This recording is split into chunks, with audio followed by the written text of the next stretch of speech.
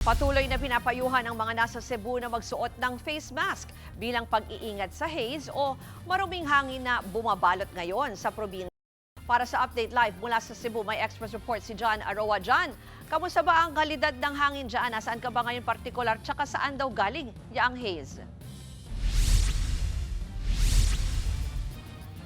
Ruth, very unhealthy. Ganito ang paglalarawan ng Environmental Management Bureau ng Central Visayas sa kasulukuyang kalidad ng hangin dito sa Cebu. At na ngayong mga oras na ito, Ruth, ay nakatayo tayo ngayon sa Cebu Provincial Capital.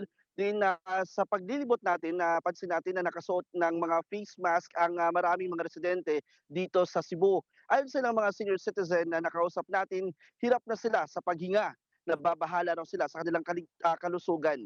Dahil dito, pinaigting ang babala sa publiko. Pinapayuhan ang lahat na magsuot ng face mask at hanggat maaari, manatili lamang sa loob ng kanilang mga tahanan.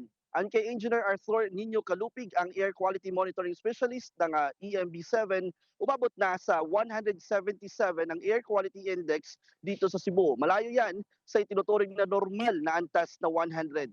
Kahapon naman, Rose, naitala naman ang mas mataas na 199 AQI, ang pinakamataas na naitala sa kasaysayan ng Cebu. Ibig sabihin, lubhang mapanganib na ang kalidad ng hangin, lalo na sa may mga pre-existing conditions tulad ng hika.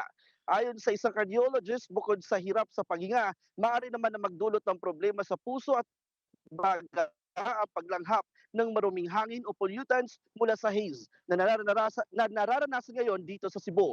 Paliwanag naman ng Engineer Kalupig, ang makapal na haze ay dulot ng localized pollution kabilang ang usok mula sa mga industriya at sasakyan. Dagdag pa dito ang sunod-sunod na insidente ng sunog. Ang mas nagpalala pa sa sitwasyon, stagnant ang hangin dito sa Cebu. Posible lamang na mawala ang itong tuloy-tuloy o magkakaroon ng tuloy-tuloy na posible lamang na mawala ito kung magkakaroon ng tuloy-tuloy na pagulan at malalakas na hangin. Ruth, hindi pa matiyak ng EMB7 kung hanggang kailan. Yan po ang Express Report ni John Aroa.